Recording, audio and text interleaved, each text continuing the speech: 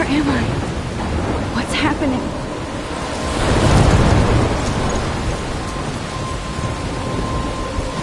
I'm trapped in a storm? How did I get here? And where is here? Wait, there's the lighthouse. I'll be safe if I can make it there. I hope. Please let me make it there.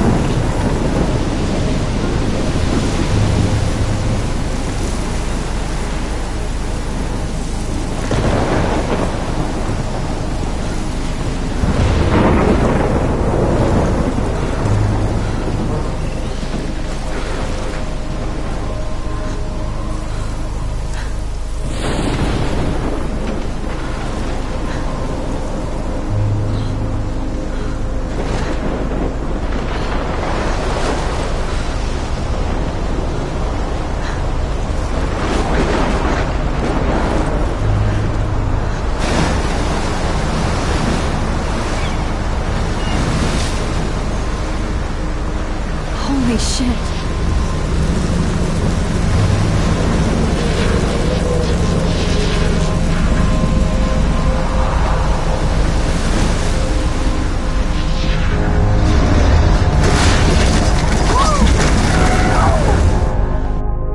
Whoa. That was so surreal. Famously called film Little Pieces of Time. But he could be talking about photography, as he likely was. Okay. I'm in class. Everything's cool. I am okay. From light to shadow. From color to chiaroscuro. Now, can you give me an example of a photographer who perfectly captured the human condition in black and white? I didn't fall asleep, and that sure didn't feel like a dream. Bueller? Weird. Diane Arbus. There you go, Victoria. Why Arbus? Because of her images of hopeless faces. You feel like totally haunted by the eyes of those sad mothers and children. She saw humanity as tortured, right? Look at this crap. How can I show this to Mr. Jefferson? I can hear the class laughing at me now. Seriously, though, I could frame any one of you in a dark corner and capture you in a moment of desperation. And any one of you could do that to me. Isn't that too easy? Too obvious? If anybody else looked at this, what would they think?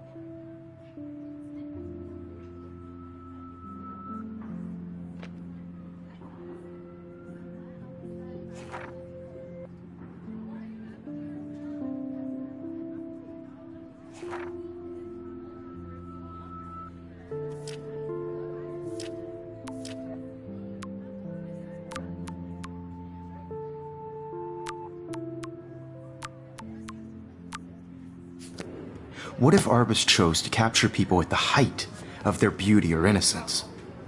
She had a brilliant eye, so she could have taken another approach. I have to admit, I'm not a big fan of her work. I prefer Robert Frank. Me too, Victoria. He captured the essence of post-war beat America. I should take a picture to prove I'm still here. Plus, it's perfect for my portfolio. And I have to get my daily selfie quota. Which explains why Frank was Kerouac's photographic muse. And both were the great chroniclers of the 1950s. Well, we've all seen that iconic shot of Kerouac on the balcony. And if you haven't, shame, shame. Capturing the romantic urban solitude of the 20th century poet. You dig? Now, contrast Frank's stark Americana with Salvador Dali's surrealist photographs. Like Cocteau, he was a true Renaissance man. And his famous self-portraits are famous early examples of that truly awful word you pesky kids love so much. The selfie. And it's a great tradition, and I wholeheartedly fight for your right to self-expression. Or selfie expression. Sorry, I know. So if anybody wants to question the portrait as modern narcissism, they could go back hundreds of years to blame society. Speaking of questions, I bet you thought I'd talk all the way until the bell rang. It's your turn to lecture us. Now, based on the chapters I have no doubt you all memorized, who can tell me the name of the actual process that led to the birth of the self-portrait?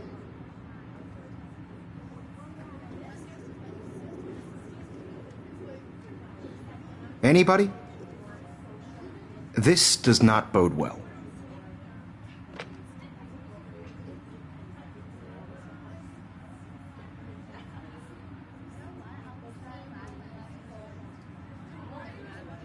Just jump right in with an answer.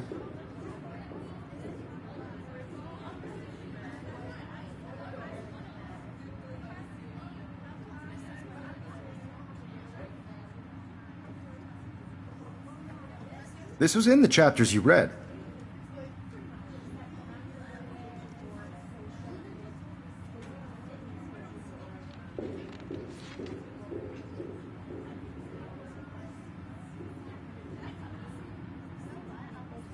You did read the chapters, right?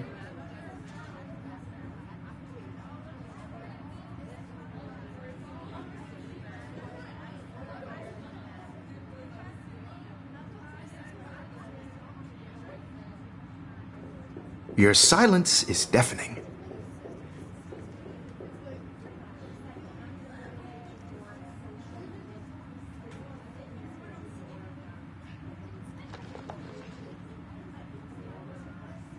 If this were a photo, I'd call it a still life.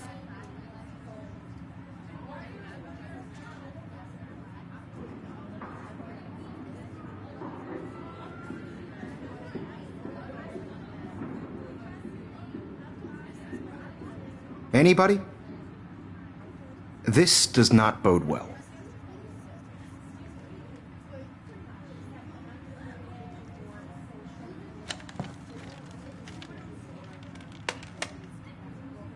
Shh. I believe Max has taken what you kids call a selfie.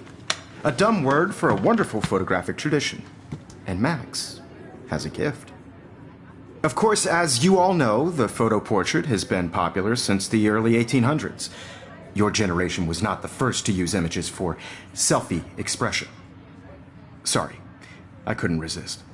The point remains that the portraiture has always been a vital aspect of art and photography for as long as it's been around. Now, Max, since you've captured our interest and clearly want to join the conversation, can you please tell us the name of the process that gave birth to the first self-portraits? I did know, but I kind of forgot. You either know this or not, Max.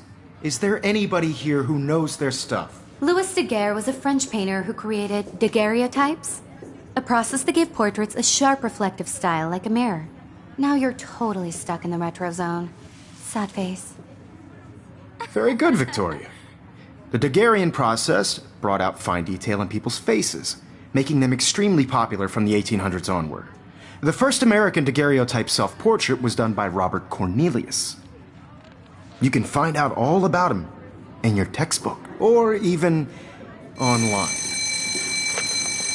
And guys, don't forget the deadline to submit a photo in the Everyday Heroes contest. I'll fly out with the winner to San Francisco, where you'll be feted by the art world. It's great exposure, and it can kickstart a career in photography. So Stella and Alyssa, get it together. Taylor, don't hide.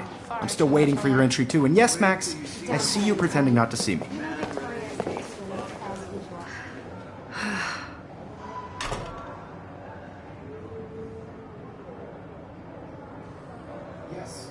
Victoria doesn't waste a second kissing ass. Even if you're submitting your photo for the competition, everybody in class is turning in a photo, so you see the going on? I know, Mr. Jefferson.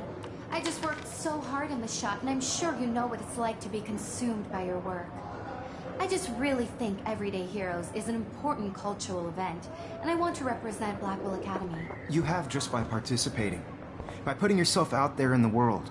Now, no matter who wins, this is just a bump on a bigger road. Excuse me, Mr. Jefferson, can I talk to you for a moment? Yes. Excuse you. No, Victoria. Excuse us. I'd never let one of photography's future stars avoid handing in her picture.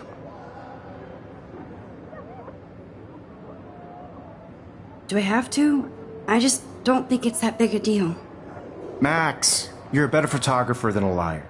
Now, I know it's a drag to hear some old dude lecture you, but life won't wait for you to play catch-up. You're young, the world is yours, blah, blah, blah, right?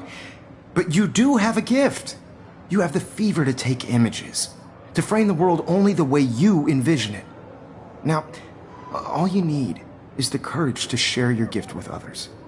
And that's what separates the artist from the amateur.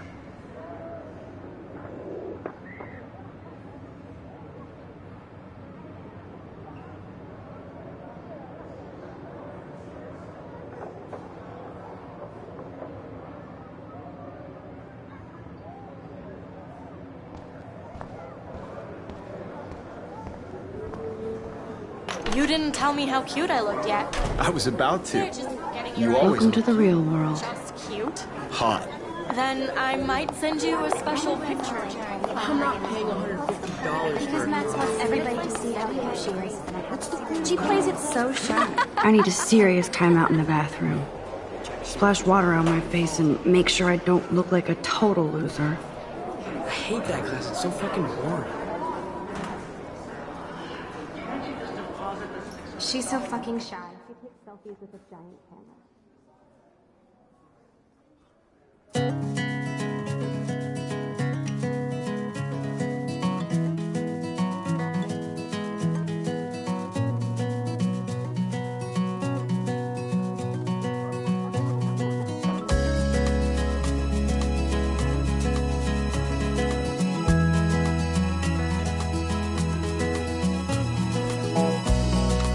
That's Dana talking to...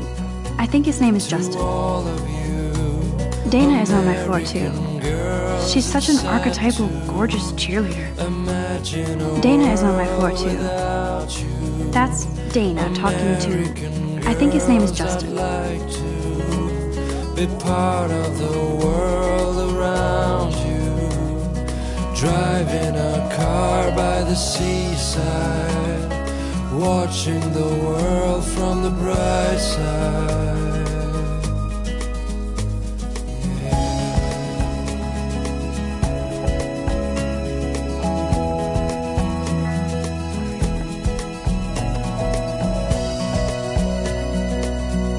You can never have enough ghosts and skeletons in the hall.